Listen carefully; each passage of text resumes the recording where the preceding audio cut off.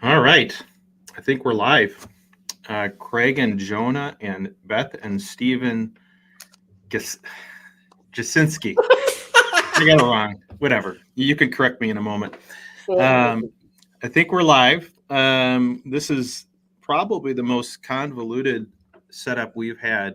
Now, we have recorded in some unusual places, including a school bus a few times. This is more technologically advanced, but it has its own problems because we're still close enough together that you'll be able to hear Jonah laugh twice, and you'll be able to hear me cough twice unless I'm fast enough to mute. The reason we're set up this way is for those that haven't figured out. I've been dealing with a bad virus for the last 5 days, and I still cough a lot.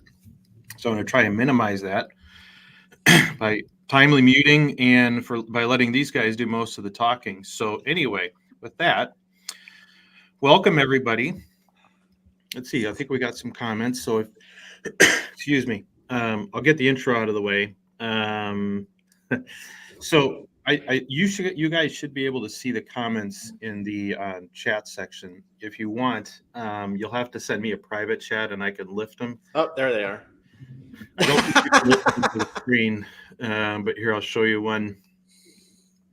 Okay, so that's yeah, that's the razzle dazzle we can do here.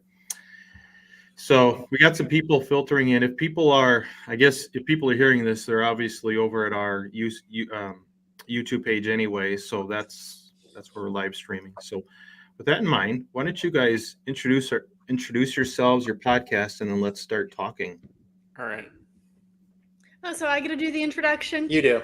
Okay, so we are Stephen and Beth Gesinski, and we are the co-hosts of Catholicism and Coffee, where we talk about all things Catholic, feast days, saints, 10 Commandments, liturgical seasons, while enjoying some great brews. As we are today. Mm-hmm.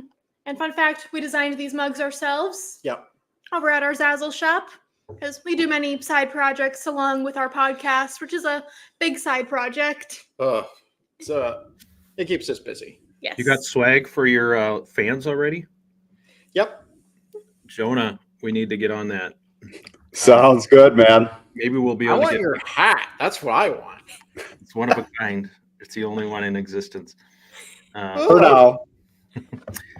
But yeah, maybe if we sold coffee mugs, we could get people to live stream with us at 6 a.m. So there you go.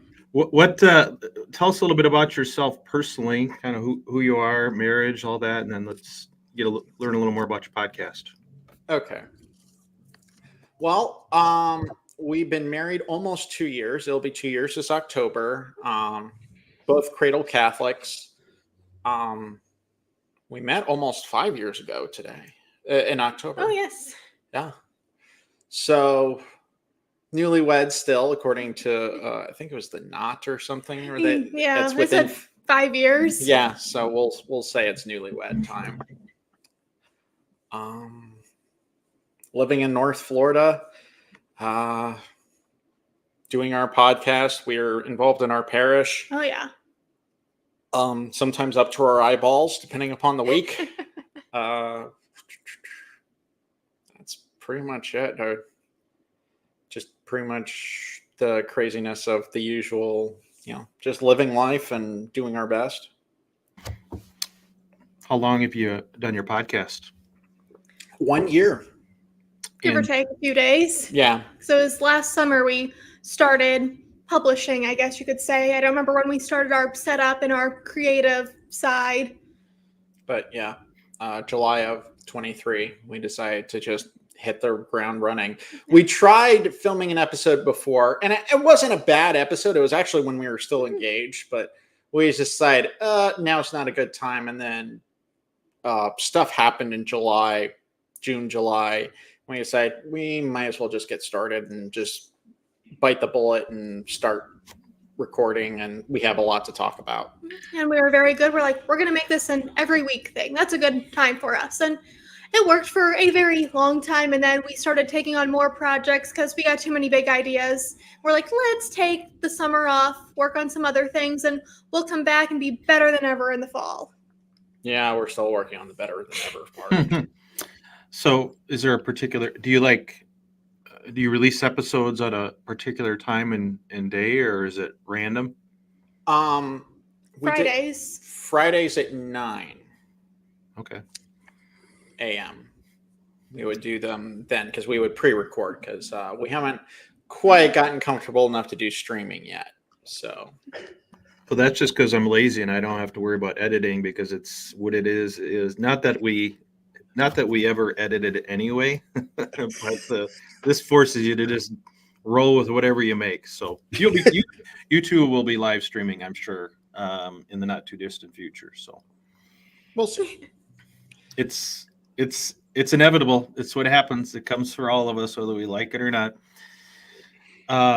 So what was the kind of impetus? Like everyone, I think typically, especially to have a podcast that a lot of people start podcasts and then a lot of people quit within 30 to 60 days.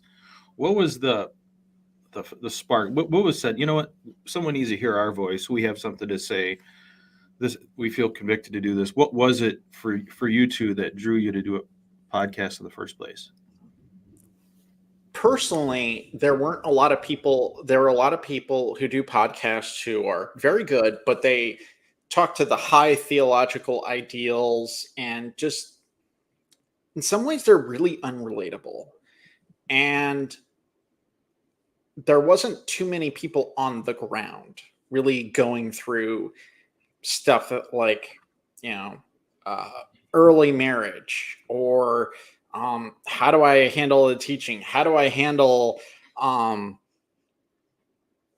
moral questions? Or how do I handle if, say, I don't like the Pope, but I still want to be a loyal son or daughter of the church, but I really can't stand the Pope. And I wanted to try to be the answer to that because and also just to let them know they're not alone. So that was my impetus for answering that. And I have a background in film, so I was like, I might as well use it for something. Yeah. Well, I just always had this passion for the faith, and I was just on fire. I'm like, I love this thing, and I want to share it with everybody, and this is a way to do it. And then I would see other podcasts and just be like, I could see myself doing this. I think I can do it. I can talk about things. I know things. Mm-hmm. And you're muted because I can't hear you. Yep. Thanks, guys. Feel free to let me know or wave your hand or whatever at the dummy over here. So you guys have a very great chemistry. That's something that I mean, maybe just because you're married, but you guys obviously have a lot of fun together. I know that Jonah and I, when we started out, had aspirations. It'd be fun to talk to our wives, but I think we've concluded that our podcast is best leaving them out of it. And quite frankly, they're happy with that as well. They are.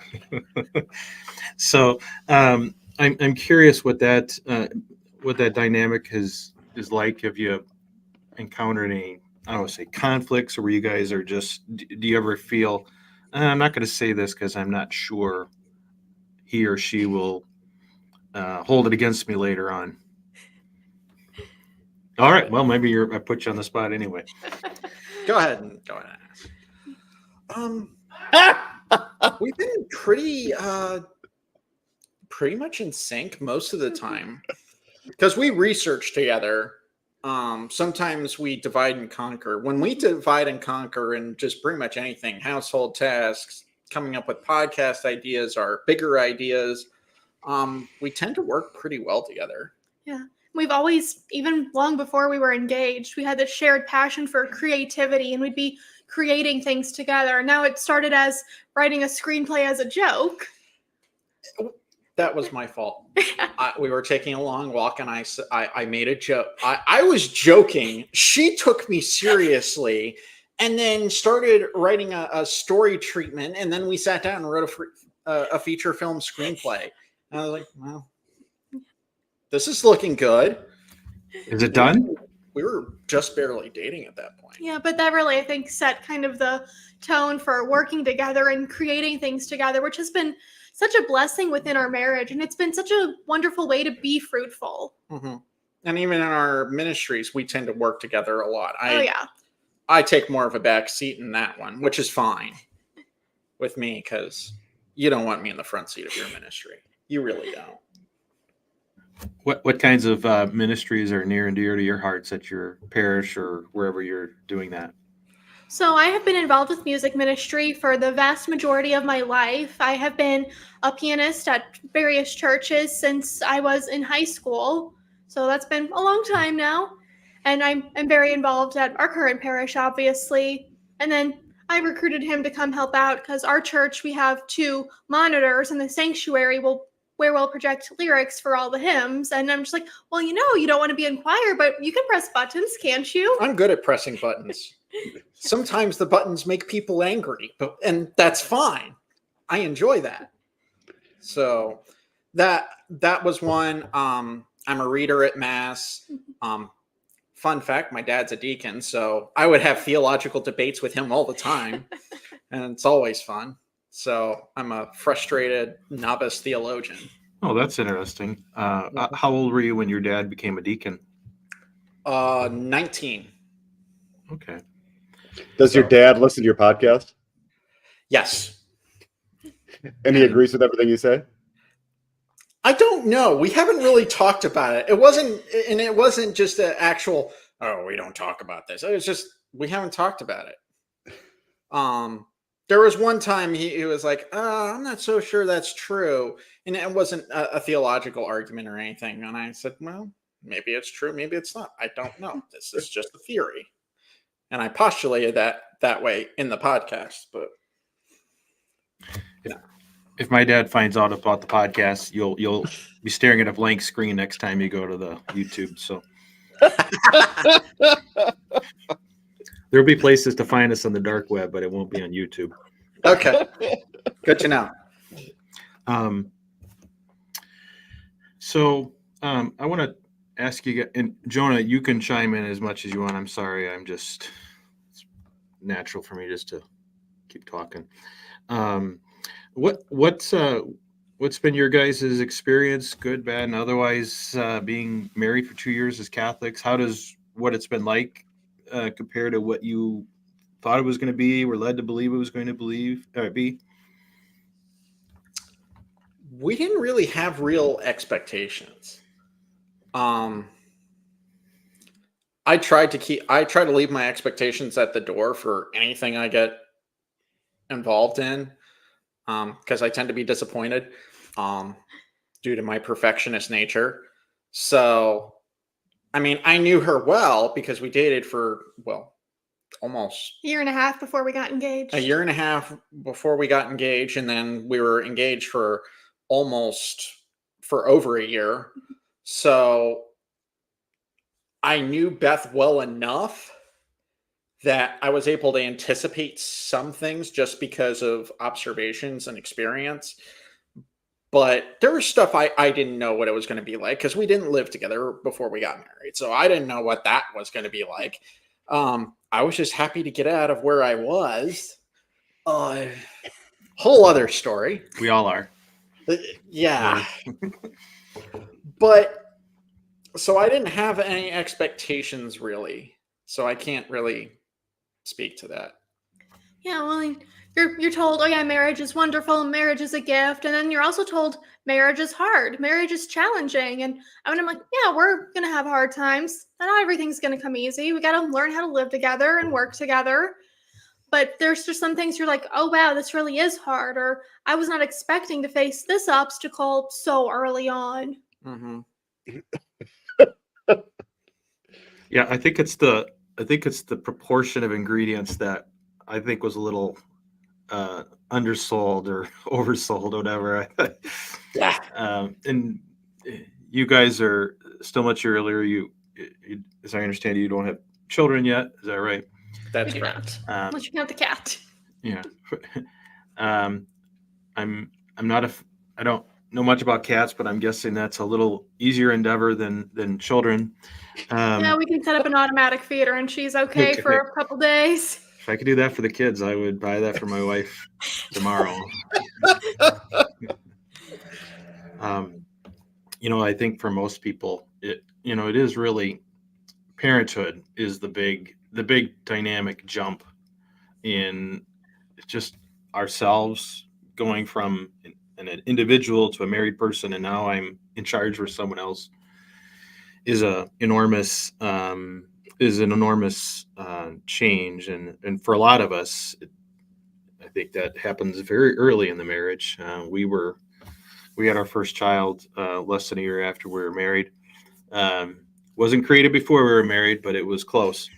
But there's there was some major adjustments in the first couple of years that, in some ways we learned early, but, we got a lot of that.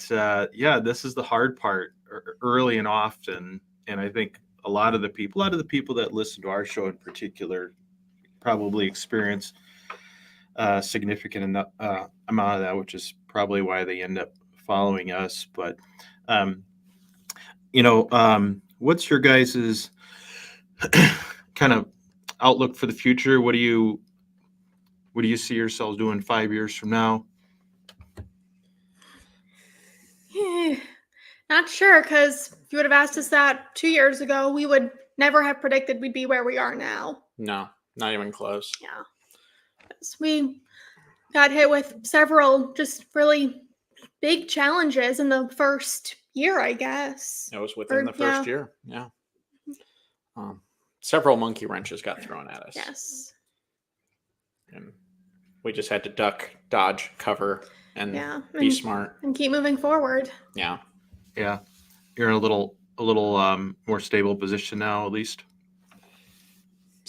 Yeah. Somewhat. Yeah, we're better than we were like 6-7 months ago, but it's still a bit of an uphill battle. Mm-hmm. That would be the best way to put it. Yeah. Mm-hmm. Well, I don't know that ever changes.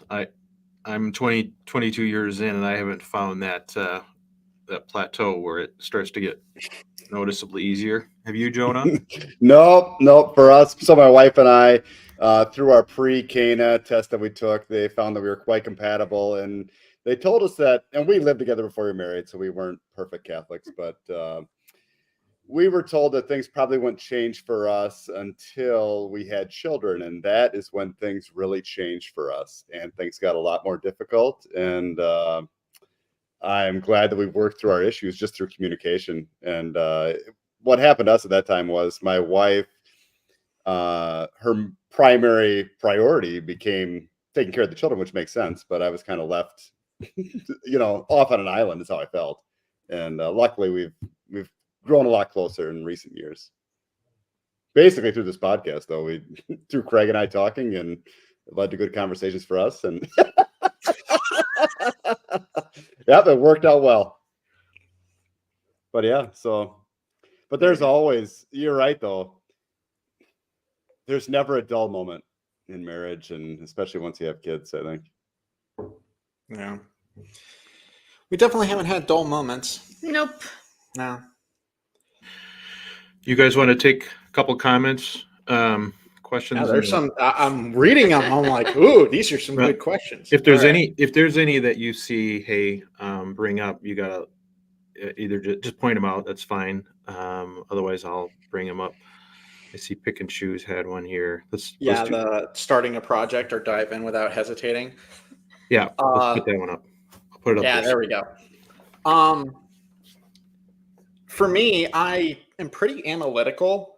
I study something. I want to be able. We tend to write good outlines and such, and plan out things, and then we decide, okay, we're just going to go. Once we're to a point where we're comfortable, we'll jump right into it. Like, our latest project, I won't go much into it because it's not quite ready. Check out our channel in September. We analyze, because I came up with an idea. I think it was me.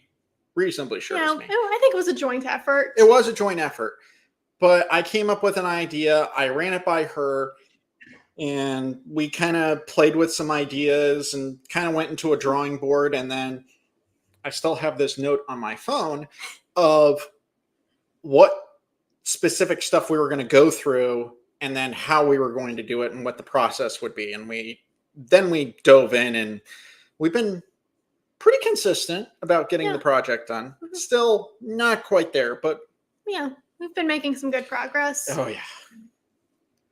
And then there are times where we'll get an idea and we'll just get into planning mode pretty quickly. Then there's other times we're talking and talking and talking, and then it'll be a few months and we're like, you know what, we should revisit this idea. Yeah.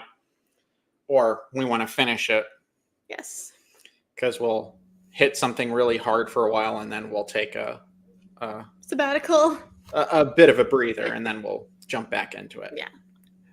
You guys seem to share a very, I don't know, similar, chemistry isn't the right word, but a similar, I don't know, perspective on what's creative, what's funny, what's not funny.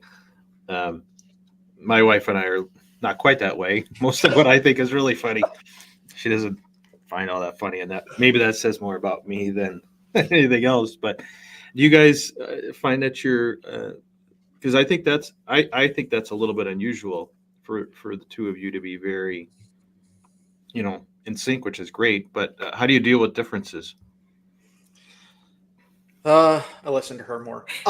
That's the easy answer. In reality, we just decide to just put the differences aside and focus more on what works for both of us now, or we come to meet in the middle. Because I'm sure there's been some stuff when we're writing together or whatever, I'll think it's hilarious, and you're like, I don't know.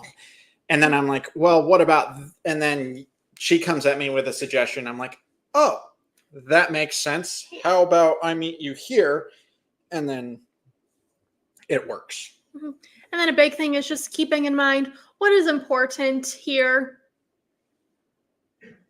Because it's like, if it's something, oh, I really like this, but it's like, is it really not important? And if Stephen doesn't like it, I'm like, well, then it can see the chopping block where I'm like, this is really important, and these are all the reasons why. Yeah. Oh, if one of us is really hardcore about something, we'll come in with a PowerPoint presentation and have a full out argument. We'll make some lawyers blush in our ways of argumentation. It works. And then sometimes you'll get mad at me. Why do you use logic against me? Because it works, honey. As long as you're not exiled to the couch for a week, that seems like a pretty good way of handling it. We're about 22 months in. I have not been exiled to the couch yet. So I'm counting my blessings. Go out with the cat. We'll see how long I can keep that streak up. We had a question. Are you guys Office fans at all? Do you like Office references? I am not an Office fan. I tried. I honestly tried, but I just could not get into it. See, you guys are probably too naturally funny to find it funny. I just laugh and laugh and laugh the whole time. So I was going to make a threat level midnight a reference there, but someone asked. Oh, not that one. Sorry, Pick and Jews.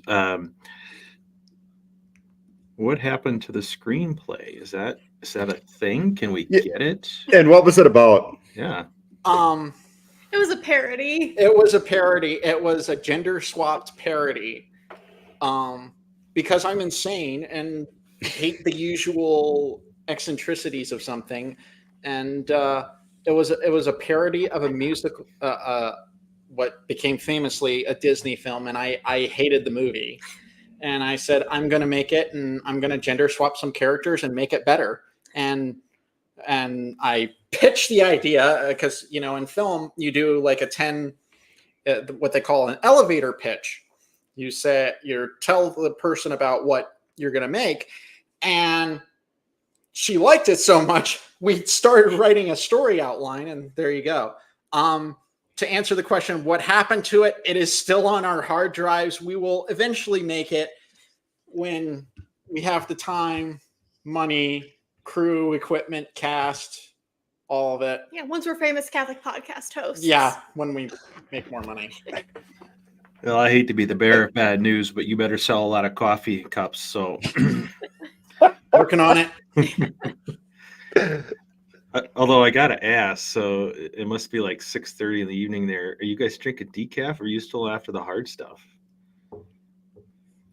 Decaf is not coffee. Okay, well, There's only one good thing you can do with it. Pour it down the drain. It's brown sadness water. well, I don't drink it, but I also don't drink regular coffee after about noon. So I was just like, wow, you guys.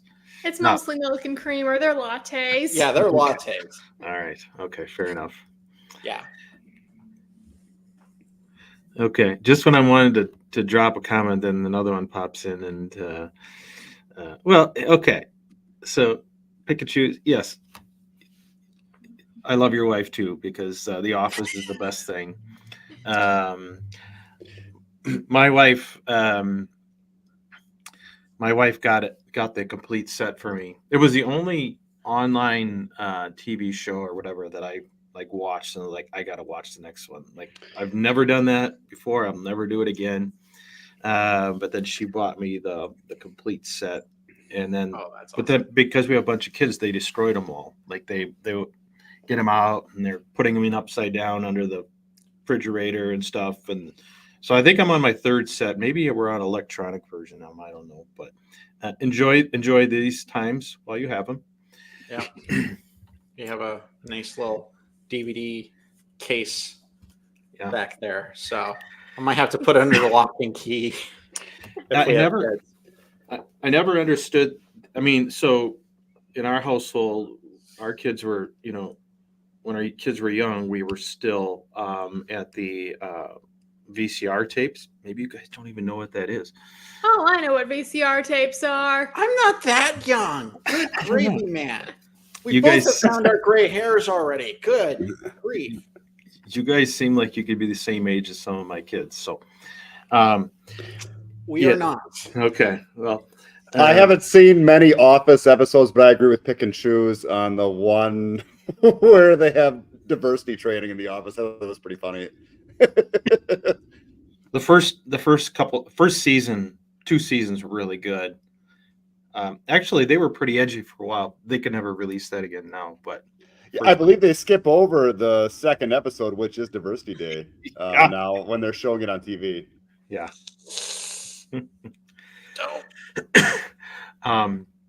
Yeah, I was just gonna say that we've kind of tracked the whole evolution from VHS tapes, which are great, and then DVDs, which I never like. They are the most fragile thing. Like maybe that was by design, because you are constantly having to replace DVDs. They get a scratch in it, and then you're buying a new one. I guess now everything's live stream, so the DVD's lost in the long run anyway. But yeah, everything is. Now I sound like a real boomer here. Netflix and Hulu, and I'm just a YouTube. If it's not on YouTube, I don't really care about it. So, Jonah likes his wrestling. Where do you get your wrestling at, Jonah? That's on the Peacock app. There you go. See, All the wrestling you could ever want to watch. It goes back to like the mid '80s. There's a lot there to unpack, and the kids enjoy watching with me too. So we have a good time.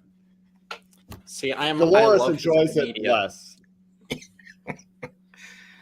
I love my physical media. I need to have it in my hand. It's bad. Our bookshelves are way too full. And I want to get more, and she tells me no. Yeah, I'm pretty much an audiobook only now. It's the only way I can read any books.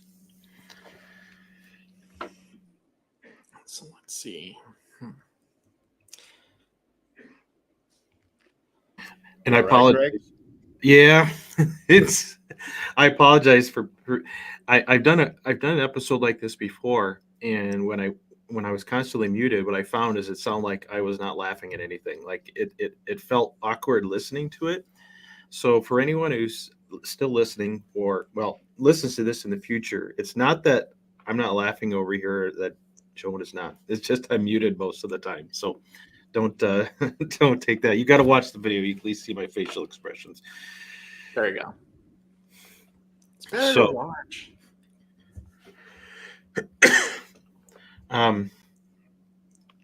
Yeah, the gym and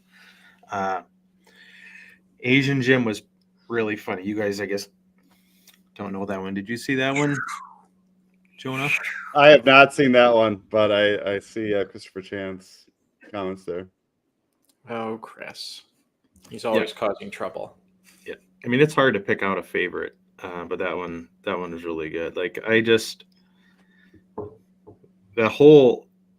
how they were, because when I'm not fighting fires, I'm in an office environment, and just how they took something as dull and boring as office and made it that funny. I don't know how they did it, like how they thought this was going to work in the first place, which maybe that's kind of how this podcast is too. But let me shift to your podcast a little bit. So what's in store? What are you looking forward to in the next year? Well, we're going to get into the muck a little bit. We'll actually talk about worldly stuff, because usually we've been talking about theological concepts. And one thing we want to talk about is, can Catholics do this? Or can Catholics do that? And it's something that really bothers me that no one really seems to want to answer. And I'm like, I mean, there are certain questions that are always popping up on those certain podcasts about modesty or whatever. And it's like, we've seen this 8,000 times. Let's answer these questions because they're more interesting. And that's something actually I think the Protestants do better than us. And I can't abide that. That's not okay. This is a fight for the integrity of Rome and Christendom here. Exactly. Full disclosure, I went to a Pentecostal university, a Baptist grade school, so I'm pretty versed in their ways and I know how to defeat them. So I'm going to go into the battlefield and handle it. All right. That's just how I'm wired. So can you give us, do your listeners ever send you questions? Because you have a pretty good size audience, at least on Facebook. It looked like a large audience. I'm surprised that we have. It's funny because our Facebook blew up, and I still don't know how it happened, but we haven't gotten a lot of questions or anything except from people who know us personally, who have bought our books and such. Mm-hmm. Most difficult thing we've had to answer is, "Oh, will you sign this?" I'm like, "Yeah, sure." Yes, because word got out around the parish that, oh, we wrote books, and then people are like, "Can you sign I bought your book? Can you sign my copy?" I'm like, yeah, of course I'll sign your copy. Wait, how did we get 30 minutes into this and I'm just finding out you have book? And if it's in a prior email, I take full responsibility for that. But tell me about the books. Devotionals. Yeah, Okay. we've done Advent, Christmas, and Lent devotionals, and then we did a set of prayer journals, which will probably be a series that we're growing because it's called Praying with Saints, and we did a male saints and a female saints. You can guess who wrote which one. Mm-hmm. It's like, oh, maybe we could do like Praying with Saints and then just do Doctors of the Church. That would be fun. Yes, or do Praying with Saints and then do Popes, Praying with Saints and do Blesseds even. Yeah. How many do you have? Venerable, just to have Fulton Sheen in there. Okay. How many do you have? We only have 2 so far. More planning? Yes. Yeah. We're always planning. Yes. We get too many ideas and then we fall behind because we can't keep up. Oy. So do you get them like printed somewhere? Like all like we do it through Amazon. Oh. I think I sent you a link. I may have. If you did, we'll put a link to that in the description after the live stream ends, where they can see. You have like an Amazon page or something where people can go. Just look up Beth Gesinski and then you can find all our books. Mm-hmm. There is an author page and that should have everything we have because with the exception of one thing, we've co-authored everything. Yeah. I wrote the foreword to one. That's all Yes. I did. Well, you're still listed as a co-author Oh, or okay. co-creator. I don't know what the official term is off the top of my head. Nah. So how many books? You mentioned like 2 devotionals, but you're talking, it sounds like there's a lot more than that. 3 3 devotionals and then the Praying with Saints 2 books, and then That's all we have published for the time being. yeah, I'm working on a book. Yes. Okay. I'm writing that one by my lonesome, and it's a bear because I have to do a lot of research because I want to get everything right. Yeah, I remember those good old days. Although, strangely enough, a couple nights ago, I was 2 a.m. I couldn't sleep because I had been doing nothing but sleeping for the last 3 days, and I got connected with someone on Twitter who is kind of interesting to us, and I found her doctoral thesis online, and so I'm reading this doctoral thesis. Incidentally, she went to the graduate school that I was considering going to when I left the seminary.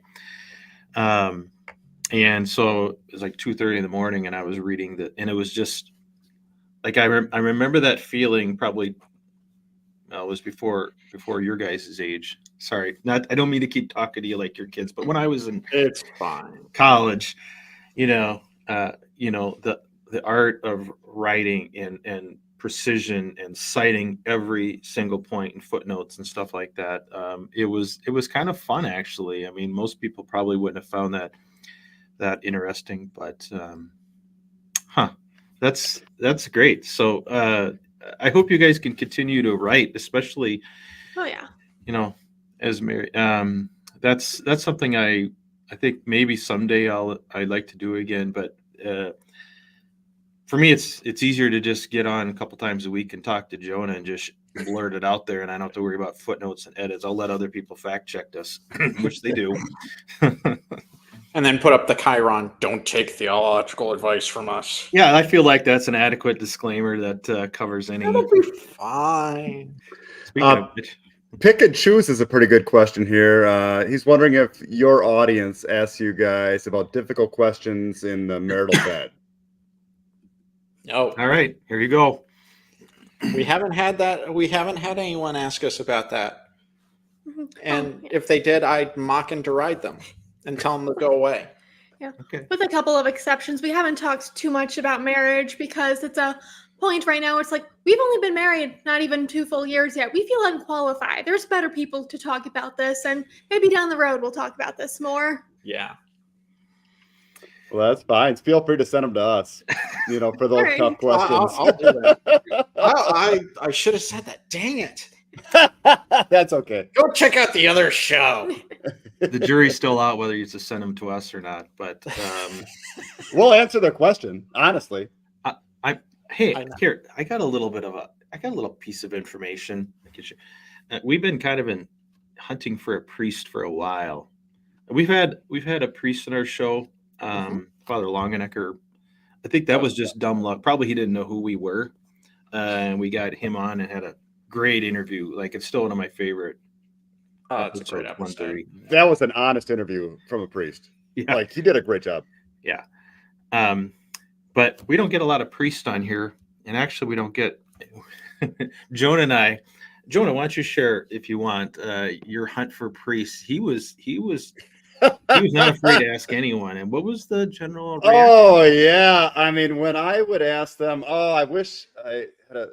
Give me a second to think about this, how this happened. So I was standing in line at a confessional in like a very, very conservative parish, and a young priest, got in line behind me at the confessional there, and I just struck up a conversation with him, and I told him about the podcast, and I said something along the lines of if he would want to come on our show and talk about how he overcame like sins of the flesh sort of thing, and the look on his eyes, I'll never forget that. And he just politely declined. And then we just stood there next to each other and waited our turn to go to confession. So I don't know.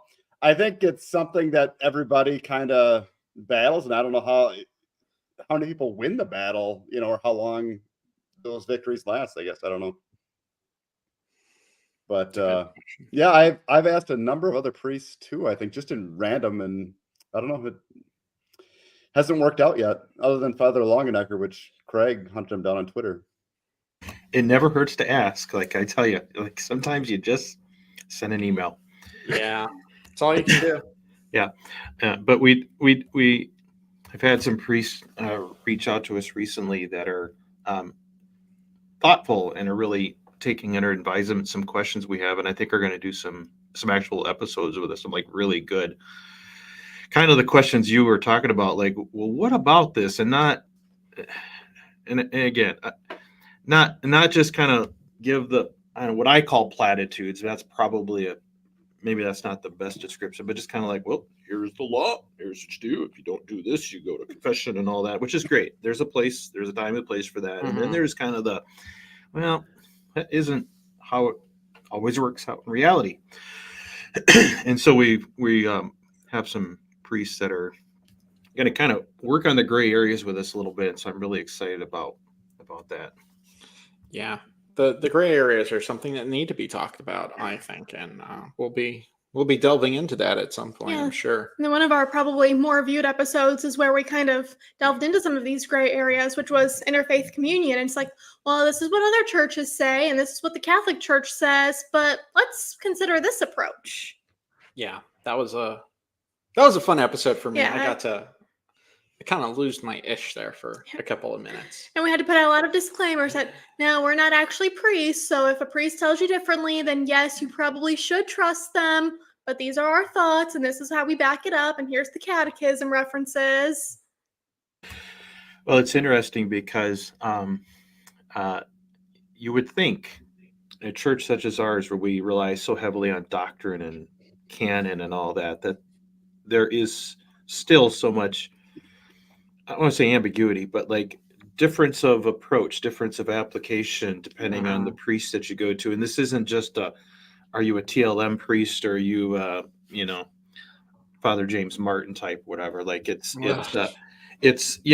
just everyday parish priest struggling to answer the same questions in these gray areas. Is just like, what do we do with this? Because they understand kind of the same roadmap that we have, and I think in some cases there's a difference between what they say and what they want to say. And I've started to come to the conclusion that it may be more the job of the laity to dig into those, because I think we can do it a little more freely, whereas a priest, I think, is going to be like getting a nasty letter from his bishop probably faster than we will. We'll see. I haven't gotten a letter from my bishop yet, but yeah, mine hasn't. Neither of the bishops I've been under have come from my head yet, although one probably will at some point. I'll be like, bring it on. I got a letter from your father. You want to answer for this? Okay. Well, yeah, I mean, I think that's where, excuse me, the podcast is so important, because most of what is out there, I think, is kind of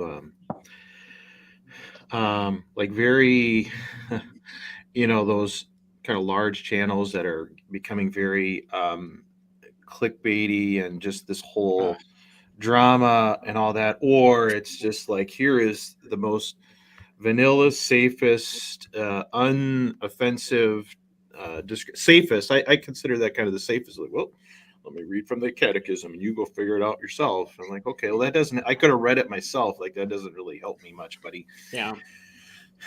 But what we really try to do is talk about the human stories. we share a lot about our stories, probably more than we should, but that's kind of why because these conversations take place on Reddit, and the response is the same. You're like, I'm really struggling with this, and then the wolves all kind of like, oh, church teaching, you're going to go to hell. You better, that's get to, and that maybe that helps some people, but most of us already know that. Most people know that. They just like, yeah, that just that doesn't always help, and and I don't know what the answer is. We're trying to do what we think is what our role is, and it sounds like you guys have a role in that as well. And so I look forward to seeing what you guys are going to talk about this coming year. Yeah, so are we. As soon as we've written it. Yeah, we're still in the planning phase. Nothing's set in stone yet. Except for our big project, but yes, that is going to take time. Yes. When do you expect new episodes to start dropping again? We're planning mid-September. Yeah. Yeah. We want to get through the project, the hard work of the project, and then I can get through the fine tuning. Okay. Well, that'll be here before you know it. So Yeah. that's exciting. Yes. Well, our project, just a very small preview, is there is a video component, so we're still sitting in front of the camera and recording quite regularly. Yeah. Even more so probably than when we were doing our podcast. Yeah, the way Joan and I get around the problem you're facing and needing to take a break is we just don't plan. Like, we just get up and we start talking. Occasionally, I'll put together a slideshow or we'll have an article or whatever, but it's pretty much just talking, which isn't the best way to do it. But, it is that fine balance between wanting to be prepared, but for those of us that want to be right, want to be accurate as best we can, it's almost endless amount of work you can put into checking, verifying, looking for better sources. At some point, this is my best. This is what I got right now, and let it go. And if I make a mistake, someone will tell me, and I'll fix it on the next one. That's kind of how I approach it. Yeah, definitely. Yeah. So, do either of you guys have theology education? I know you mentioned you went to what college? Pentecostal? Pentecostal, and I do have a minor in religion from there. That's always fun. Well, yeah, because someone in the comments, I think it was one of your people, mentioned that it's hard when you get asked those questions, about people. What about this? And because you are the most knowledgeable person, you know some theology, you know something about this, you must know the answer. And Yeah. do you get any of that? Nope. I still met my dad. Oh, yeah, you have a nice deflection. Yeah. I can just be like, go talk to him. Leave me alone. Go away. Yeah. That's good. No, the most was, are you going to be a priest? Well, I can't do that anymore. Go away. I'm sure you got it before you were married. Oh, yeah. Mm-hmm. I had a running tally, ran over close to 200 when I was a teenager. Now I can just say, nope, go away. Did you ever think about becoming a priest? I did. I actually went to a retreat at a seminary, and it was a beautiful experience. I love the brotherhood aspect of it, but I found that was not my calling, obviously. And so here I am about 11, 12 years later. Yeah, I had to spend 3 years in the seminary to finally figure out that that's not what I was. I kind of had to leave kicking and screaming, and so here I am 9 kids later and doing a podcast on this kind of stuff. So you just never know where the Lord will lead you, hopefully. Yeah, we'll see. So, okay. Well, anything else burning on your hearts? Excuse me. Anything you want to ask Jonah? Probably Jonah is better to ask than me before we wrap up. Oh, I don't know. Have you done your penance for your for you refusing that man at the beach when you were on vacation? I haven't gone to confession yet since then, but I will definitely bring that up. And I did feel really bad about it, but I don't know. What would you have done in that situation? Would you given the guy a hug? I don't know. I'm not a hugger. You wouldn't have. I would not have. I am not a hugger by any means. It's hard for me to be physically affectionate with anyone. My parents are like, you need to be kinder. No, leave me alone. Yeah, especially when you're chest deep in water. Well, that takes a while for me, but still, no, just go away. Leave me alone. Yeah, I felt bad. I did feel really bad when he left. But yeah, I suggested to Craig what your penance should be, but he He didn't let. Oh, what should my penance be? You'll have to remind me. I said that you should get squeezed really hard by a sumo wrestler just to suffer a little bit. Well, we'll see what we can arrange. Craig came back at me and said, "What about Taylor Marshall?" I'm like, "I'll allow it." That's bad enough. I saw that coming. Taylor Marshall's always on Craig's mind. Yeah. We have kind of a one. How's your wife feel about that, Craig? Yeah. Well, my wife knows almost nothing about what we talk about. Although the other day I was over on TikTok and I was scrolling through the views, and all of a sudden one of the people that liked one of the videos, I was like, oh, I know that person. And for those that don't know, this, as far as I know, no one really knows about this. The people that know me in real life. And I says, we must never discuss this podcast with anyone. So that's the hazard of it. Like the podcast is starting to get big enough that I know it's inevitable, but yeah, we just keep doing it till we can't anymore. Yeah. Well, we have fun doing it.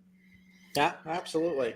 Oh, Chris, how did I survive Pentecostal college? I didn't. I as soon as I graduated, I ran the opposite direction.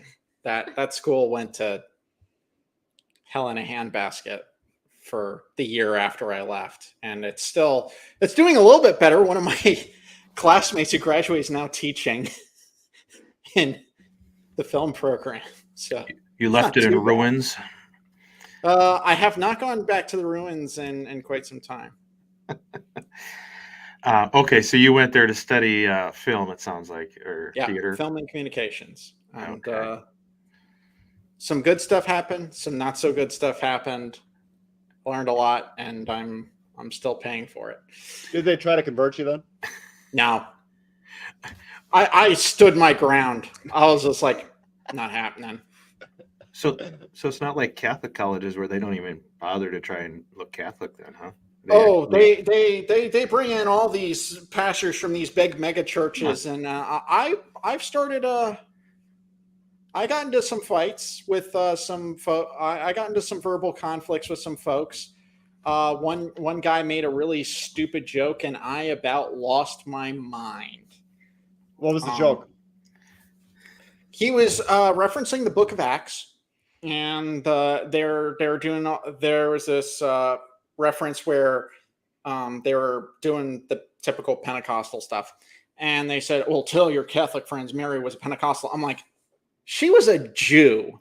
So first, check your history. Second, sit down and be quiet. You obviously do not know what you're talking about, and take your really well-pressed suit and send it to the cleaners before I send you there. I was not pleased. And fortunately, actually, one of my fellow Protestant students was just as incensed, because he's like, that's not even remotely historically accurate. It's a stupid joke. I said, okay, good. I'm glad I'm not alone in just how irked I was. Were you kind of alone? Go ahead, Jonah. Were any of the mega church pastors anybody that we would know, like Joel Osteen or anybody like that? No. I was hoping it was Joel Osteen you were talking to, but oh, don't get me started on Joel Osteen. He wouldn't have even been worth my time. I would have slept through it. Oh my! And he still would have taken your money somehow. He would have tried. He would have tried.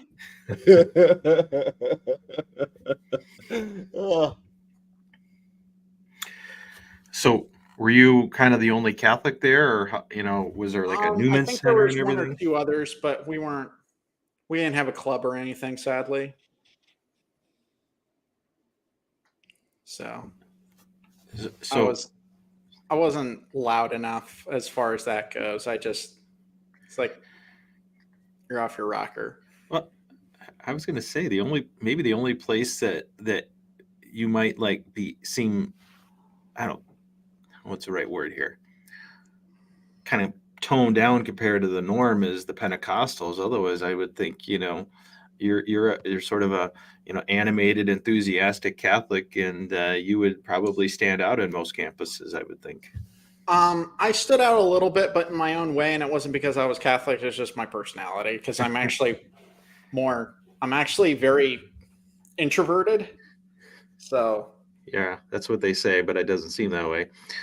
no, I'm very introverted. Ask my wife. Well, yeah. I was just going to say, Beth, we haven't heard enough from you. Where did you go to school? How did you guys meet? If you can share. Oh, share yes. that. I was hoping you were going to ask that question. You're up, dear. Yeah. So I actually went to school up in northern Missouri, and then I moved to Florida for graduate school.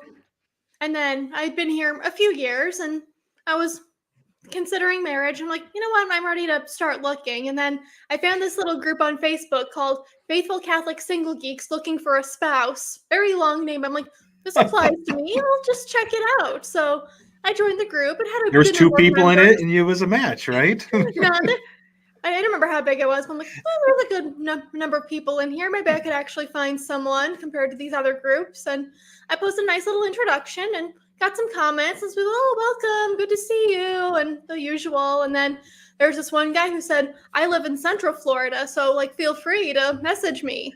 And it was this guy. Man, that's smooth. Go big or go home, man. Hey, I've been through the ringer as far as really crappy relationships, so I figured, no, or she can say no. So then you guys started chatting online, but you had to meet eventually. So what was that like? Yeah, so it was a little over a month after we'd kind of met. We were like, let's meet in person. And we found a good halfway place because we were about 4 hours apart. So it's like, yeah, long distance, but we can visit each other on occasion. So we picked a day and we picked a place and met in person. And I don't think either of us was disappointed. No. And then about 2 months later, we started actually considering dating. What kind of place do you choose for meeting somebody that lives that far away? Coffee shop. Well, that's pretty good. That's great. How long did you sit and have coffee then the first time? What did you talk about? All kinds of stuff. Yeah, we spent a good part of the day together since neither of us was working. It was a holiday weekend. Yeah. But it's after we had coffee, then we found a local museum and trail. We're like, let's just go hang out here. It doesn't cost money. Yeah. Yeah. So, but there was no kiss goodbye or anything like that on the first date? No, it wasn't even a date. We called it our not date. Because ahead of time, we're like, we don't want to put any pressure on ourselves. This is not a date. Yeah. And then the second time we met in person, it was a date. Well, that's great. One advice. So this is going to get off a little bit of a tangent, but I'm going to give this advice to my kids. One thing that I did in college, on the first date, I never kissed a girl. And they told me afterwards that it drove them crazy because they thought I was going to do it, but I didn't do it. And so it was like this mind game or like a head game. And I didn't know I was doing it really, but it made them want to pursue me more, which was interesting. So I'm not sure if that was your thought process as well, or if it's Nah. It worked out fine for us because as I said, I had gotten out of an emotionally and mentally abusive relationship about a year before. So I was on edge, for lack of a better term. So I was like, nope, let's just.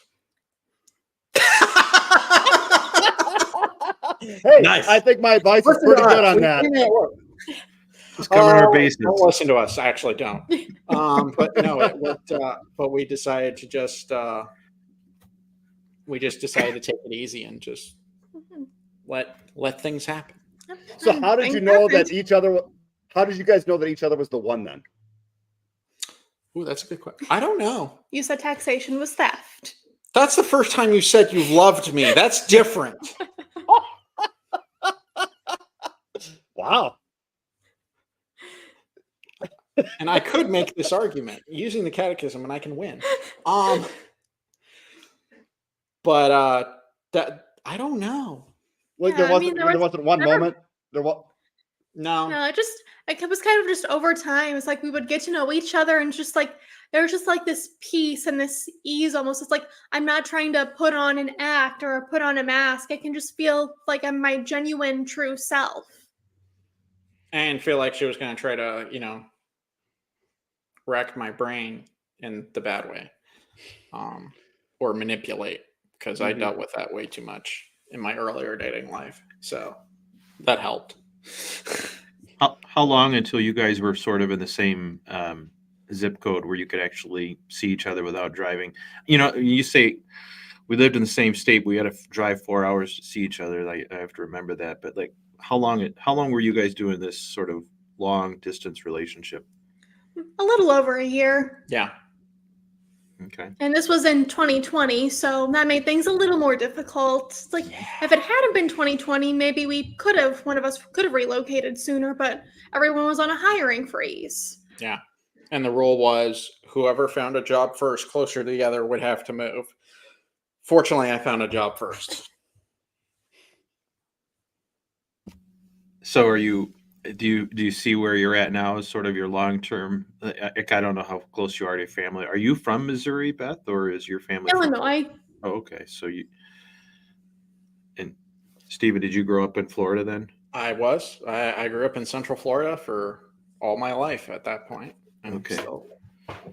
So she's given up cornfields to go live with snakes and lizards and all that kind of stuff you guys have down there. I guess the Cornfields coffee's make me sneeze. okay. Well, maybe it's great. Yeah, instead we have oranges and snakes and lizards. We don't have too many. There are some people who complain, "Oh, there are so many snakes down here." I'm like, "No, there's not. Shut up. I lived in the forest. I dealt with snakes every other day. Grow up. Grow a pair.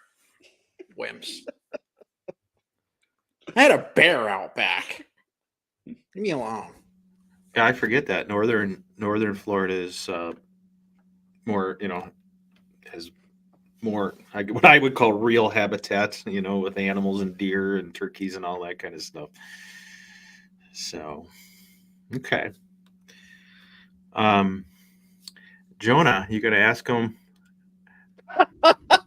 Well, since you're newlyweds, more or less, and you don't have any children yet, how's the NFP going? We've been practicing it successfully for almost 2 years, and we started learning early, which I was very thankful for because I just got to know how everything worked before I had to apply it in the practical way. It was one of the things that was helpful for us when we took our first NFP classes, because we took it twice. Just to be sure you had it. Well, I wanted to approach it from a different perspective, because the first time our instructors were scientists. They understood biology and they were able to explain it, how everything worked well, which I appreciated because I have a little bit of a science background because I was passionate about that kind of thing. So the way they explained it, okay, this logically makes sense to me. And then we were looking around for another NFP instructor to see how it would work practically. And we took it again after we were married. Yes, because the first one we did, we were engaged. We were in a group class with a bunch of other people. I didn't really know how everything worked yet, so it's just I'm trying to learn all this stuff and understand this stuff. And then it's like about a year or so later, I'm just like, I still have a lot of questions now that I'm having to use this for what it's meant for. And I'm like, I need some more one-on-one instruction because no two women's cycles are exactly the same. No. So approaching it from that practical standpoint actually was helpful for both of us. Yeah. And I know that when we went through it a long time ago, there was like 3 methods. The 2 I remember were Billings and Creighton. I think we did the Creighton, I believe, because it was just symptom, we didn't have the thermometer. Of course, things have changed now, and then we more or less use that with varying degrees of success for 20 years, and then we are now on the Marquette method, which is apparently really good for old people. So we're on the old people method.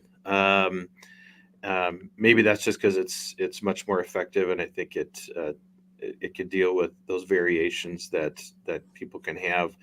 What are some of the options out there? If you want to tell us which one you use, you don't have to. But I'm just curious what's even available, because I have kids that are going to get married here in the near future if we haven't totally scared them off. Yeah, well, right now a big thing is just fertility awareness, and then I mean the NFP relates to that and all the different methods, but there's just this huge focus on a woman learning her body and learning how things work and what they mean.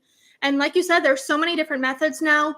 We've been using symptothermal, and I've tried a few different variations because I did FEM for a while, which uses the cervical mucus. You can use the temperature, you can use the hormonal test strips, but I'm just like, I like using the temperature, and that just worked well as kind of a cross check. So it's started with symptothermal, and that's been what's worked. So why fix something if it's not broken? Yeah. And I even found this test before we even started our first class when we were engaged about which method should you use. And it's like, how much money can you spend? How many things do you want to track? Do you wake up at the same time every day? Because that's a big thing if you want to track temperature. Yeah, and that's probably why the Marquette tends to be old people, because at our point we don't care how much it costs. We just need to be right about it. So it seems to me, from what I've kind of heard, that there are some, like, I don't know, there's like bracelets, not the right word, something almost like a Fitbit that you wear that can monitor your temperature. Is that what you're talking there's about? There's one called a temp drop. Yeah. And I think there's a few others that have been coming out. It's really amazing to see what is all out there now and all the options. And there's so many different apps to help you too. It's like, NFP couldn't be easier than like ever. Yeah. And I know a doctor she's a national NFP speaker. So sometimes I would hit her up just in case I'm a little unsure about something, but I haven't had to hit her up lately. So that's good. Easy to tell whether you can go or not easy to do, I would say. That is true. Yeah, there's some cycles where it's harder to tell and there's just more discrepancy, because not that long ago I thought I had a peak day, and then a few days later I'm like, wait a minute, I thought I had peak, but now I'm showing signs again. What's going on here? Yeah. And then so often it's like you just have to wait and see, and it can be really tough sometimes, but you got to do what is best. Yeah, that's my wife found that she was very very consistent, very predictable for the first how many years, and then as you get over 40, I think it becomes less and less obvious what's going on, and that's where the ovulation strips seem to be more precise, although even they have their limitations. So maybe that's the natural progression for a lot of people. I don't know. Towards long-term abstinence. Yep. The natural progression. Yeah. Yeah, it's how you guys talk like every day is like one day closer to death, but really it's just you're just one day the next milestone is your next one more day closer to a lot of abstinence for a while. Well, that's why I was thinking that on church this Sunday, I believe it was the first reading, Elijah was praying for death, and I thought, oh, maybe he was practicing NLP. I don't know how many wives he had. He could have had 30 wives at that time. I don't know, but maybe they were all on the same cycle and just wasn't working out. I don't know. That'd be bad luck, huh? Yeah. I don't know. As a guy who managed to get COVID, or not COVID, whatever I have, right, during that nice 5-day window that we had, missed it, all of it. Sympathy for him. You could just power through that, or what? Yeah. Well, I don't know that. I don't think your wife wants you coughing and hacking in the middle of that. Yeah. No, that would not be good. As optimistic as I am about myself, I know what was going to happen, but legitimately, I felt so terrible. It's not even on my mind. Like, no. So it was a blessing then, maybe. This is worse than PMAS. So I found something worse.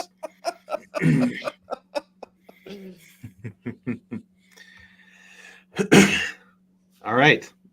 We have someone in the comments yet. I have no idea what Ticino is. so I can't. It is, answer that so I question. Googled it, and it is some kind of coffee sort of tea. I think it's like a. I don't know. I do not know the answer. It brews like coffee, but it's chicory. You know, like the plant, like it's the flowering plant, the blue flowers. It's supposed to be like a coffee alternative.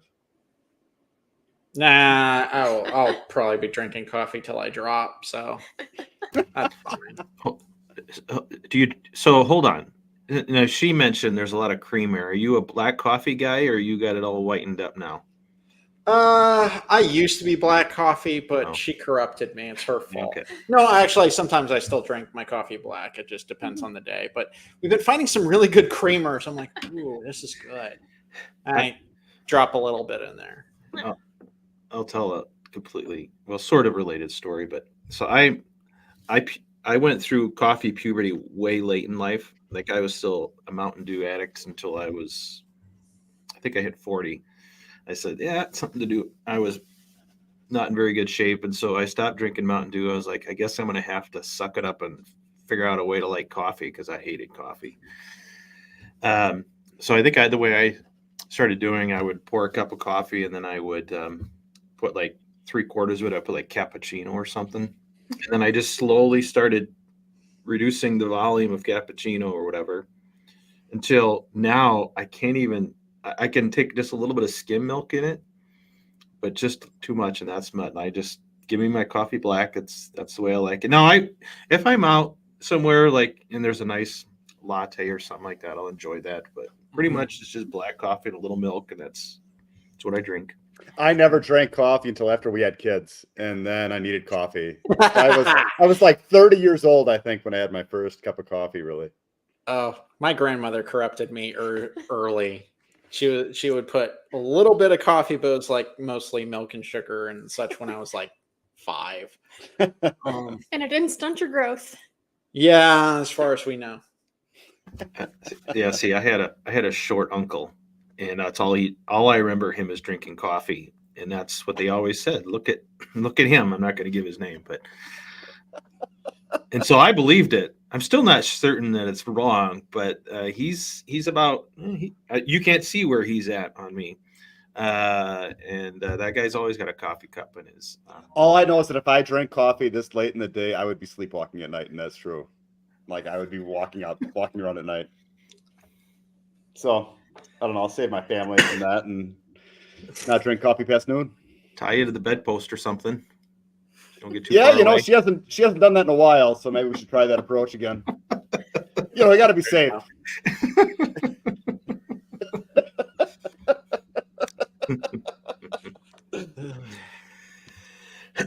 All right.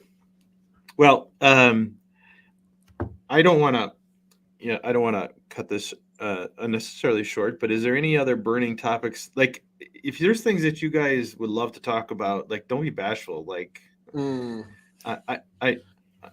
don't know everything. Part of it, we don't really talk much ahead of time. I don't know much about you, and so I don't know if there's some amazing alligator story in your background that I haven't asked you there about. is one, but we're not going to talk about that. I can't. All right. It would violate some confidences. But I've dealt with alligators. Oh, wow. My best friend growing up, his dad was a licensed alligator trapper, so I ran across my fair share of gators. Huh. Way too much. I love to show swamp people, so I don't know. Dealt with it. I lived it. What you talking about? Lived That's off awesome. of a river for. So what's the 30 biggest years. gator you've seen then? 13 feet. Did you capture it yourself, or did you just see it? No, Okay. no, I wasn't there for that one. He was dead when I saw that 13-foot. I helped capture a 10. I helped get a 10, but What was your role in that? Yeah, which end did you grab? Yeah. What? I didn't grab it. I just kept him from swimming in the drain so he wouldn't get away. So you were holding the rope. I was holding I had a pole about 6.5 feet tall, and I was holding it in front of the grate so he wouldn't swim and get away because we had to go get rid of him. So That's a great story. Younger then. I had to take down an ostrich one time. What's your craziest animal story, Jonah? Oh, I don't know. I don't have too many crazy animal stories, really. I mean, nothing life-threatening, at least. I don't know. Kind of boring, I guess. I don't have gators or ostriches. Just dealt with some bulls, and we had a possum outside of our house the other night. But it's pretty tame compared to the gator. So I got nothing. I've been showing up. My father-in-law keeps saying he wants to ride a wildebeest, but you know, that's pretty awesome too. Insane. Well, when we're each fully monetized, we'll host a group safari to Africa, and we'll go ride a wildebeest or whatever. We'll make Yep. everybody's wildest I'll take my dreams come father-in-law true. with us. Yep. Sounds good. Oh my gosh. I haven't that'll further endear me to your father. So just in case your sister gets married, I will be cemented as the favored son-in-law.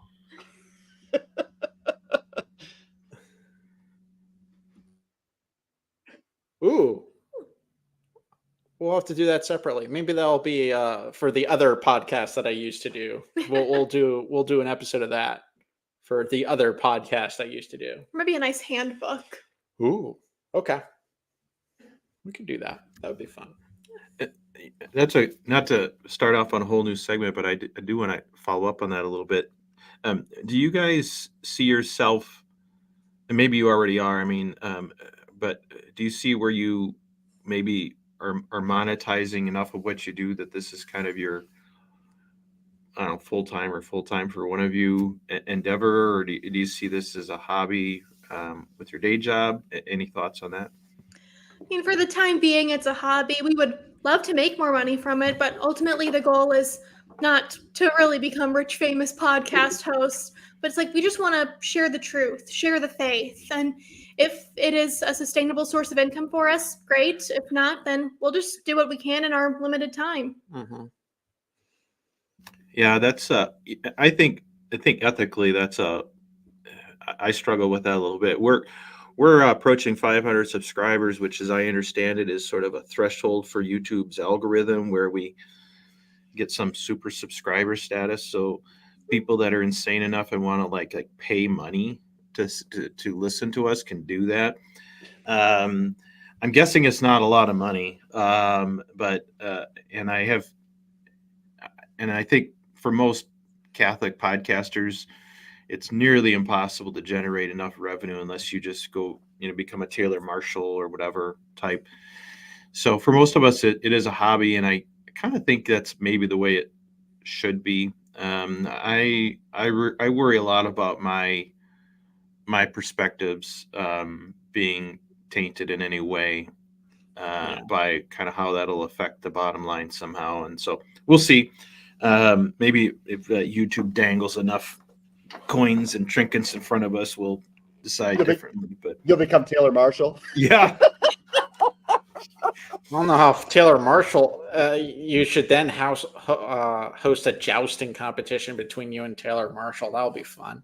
I'll sit and referee. And we have proposed a wrestling match, but we haven't received a response yet. Wait. Was that just a random idea, or had you heard about that? The jousting. Yeah.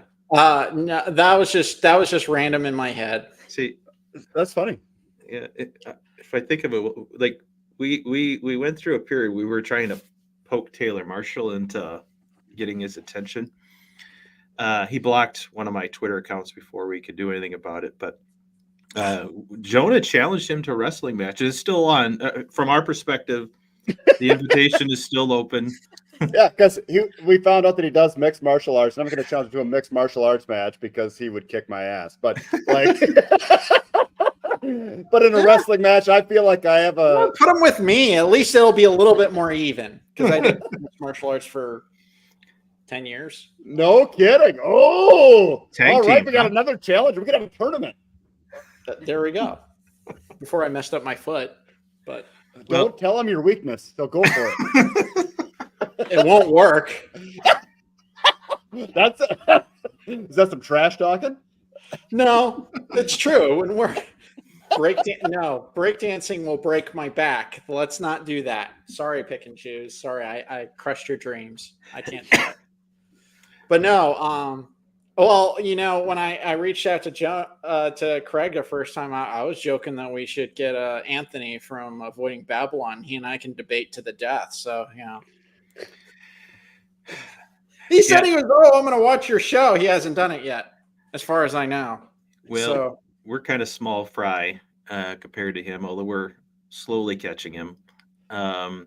We exchanged some messages at one point in time, and I think we had something set up. And my version of the story, Anthony, is you chickened out. So if you want to correct that, if you feel need to correct that, let's do a live stream.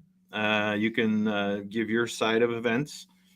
You could share the messages if you want, but so far that hasn't happened. But it's kind of a fun little community.